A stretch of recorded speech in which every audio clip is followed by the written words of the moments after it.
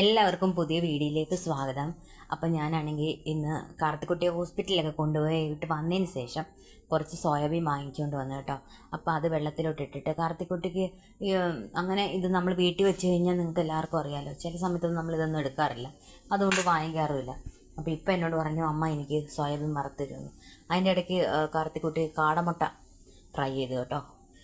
കുറേ വർഷങ്ങൾക്ക് ശേഷമാണ് കാടമുട്ട വാങ്ങിച്ച് ഫ്രൈ ചെയ്ത് അതിങ്ങനെ ആക്കുന്നത് കേട്ടോ. അപ്പോൾ കാർത്തിക്കുട്ടി തന്നെയാണ് പോയി പച്ചീർക്കിലൊക്കെ എടുത്തുകൊണ്ട് വന്ന് തന്നെ സെറ്റ് ചെയ്തതാണ് കേട്ടോ. അവൾക്ക് ഇഷ്ടമാണെന്ന് പറഞ്ഞപ്പോൾ ഞാൻ സോയാബീൻ ഒന്ന് കഴുകിയിട്ട് അത് വെള്ളം ഒഴിച്ച് ഒന്ന് വേവിക്കാൻ വേണ്ടി വെക്കുക കേട്ടോ. ഞാൻ എപ്പോഴും സോയാബീൻ മേടിച്ചാലും നമ്മളെല്ലാവരും അങ്ങനെ തന്നെയാണല്ലോ, നമ്മളൊന്ന് വെള്ളം ഒഴിച്ച് വേവിക്കാൻ വയ്ക്കും. അതിലേക്ക് കുറച്ച് ഉപ്പും മഞ്ഞൾപ്പൊടിയൊക്കെ ഇട്ടാണ് ഞാൻ വേവിക്കുന്നത് കേട്ടോ. പിന്നെ ഒരു കാര്യം, എൻ്റെ കൂട്ടുകാരെ, നിങ്ങൾ എൻ്റെ ചാനലൊന്ന് സബ്സ്ക്രൈബ് ചെയ്തേക്കണം. എന്താ പിന്നെ ഞാൻ അവിടെയൊക്കെ ഒന്ന് തുടച്ചിട്ട് കേട്ടോ. പിന്നെ ഞാൻ അതിലേക്ക് മുളക് പൊടിയും മഞ്ഞൾപ്പൊടിയും ഗരം മസാലപ്പൊടിയും നാരങ്ങ നീരും ഉപ്പും ഒക്കെ ഇട്ടൊന്ന് നന്നായിട്ട് പുരട്ടി കുട്ടി വെച്ചിട്ടുണ്ട് കേട്ടോ. എന്നിട്ടിതാ ഇതൊരു ഇരുമ്പ് ചട്ടിയാണ് ഞങ്ങൾ ഓച്ചിറയിൽ നിന്ന് വാങ്ങിച്ചത് കേട്ടോ. ഇരുമ്പ് ചട്ടിയാണെന്ന് പറഞ്ഞാണ് വാങ്ങിച്ചത്, പക്ഷെ നല്ല ഭാരമാണ്, ഇരുമ്പ് ചട്ടിയെ പോലെ തന്നെയാണ്. പക്ഷേ ഇതിനകത്ത് എന്താ ഇത്രയും ബ്ലാക്ക് കളർ വന്നിട്ട് നമ്മൾ കഴിയുമ്പോൾ അത് പോകുന്നുണ്ട് കേട്ടോ. നിങ്ങൾക്കും ഇങ്ങനെ അനുഭവം ഉണ്ടോയെന്ന് ഇതൊന്ന് പറയണം കേട്ടോ. നമ്മൾ പുതിയതായിട്ടൊരു സാധനം മേടിച്ചിട്ട് ഇഷ്ടത്തോടെ ഒരു ഇരുമ്പ് ചട്ടിയാന്നൊക്കെ പറഞ്ഞ് മേടിക്കുമ്പോൾ പറ്റിക്കപ്പെടല്ലോ.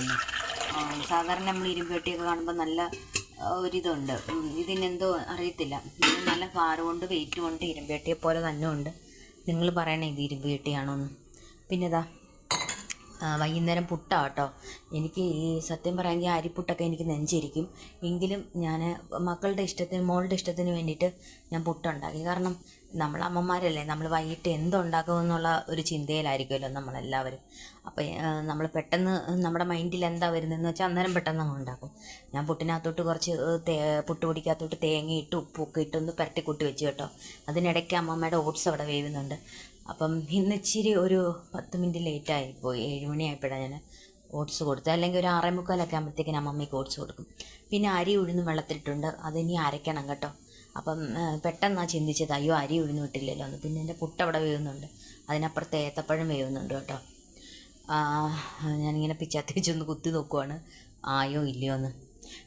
ഞാൻ ഏത്തപ്പഴം പയറുകറി ഉണ്ടാക്കട്ടെ എന്ന് ചോദിച്ചപ്പോൾ വേണ്ട, എൻ്റെ അനുവേട്ടനാണെങ്കിൽ പയറുകറി വേണം കേട്ടോ. അനുവേട്ടൻ നാട്ടിൽ വരുമ്പോൾ അനുവേട്ടന് പുട്ടിൻ്റെ കൂടെ ആണെങ്കിൽ ഇച്ചിരി പയറുകറി കൊടുക്കുമ്പോൾ ഭയങ്കര സന്തോഷമാണ്.